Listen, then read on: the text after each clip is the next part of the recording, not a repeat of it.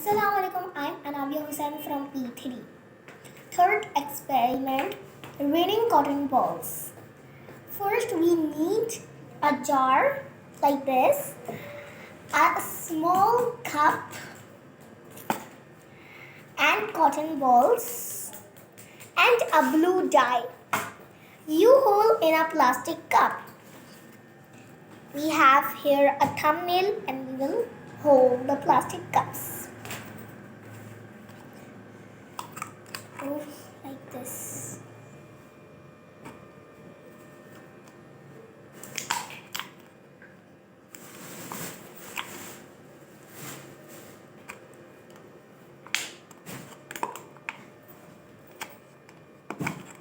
Oh, next, look.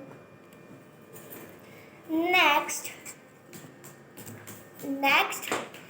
and cotton balls place in it. You will cotton ball place in it. Okay.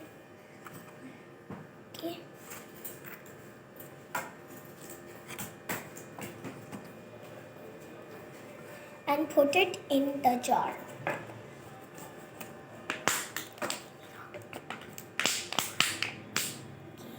It's enough. And pour the water and cotton balls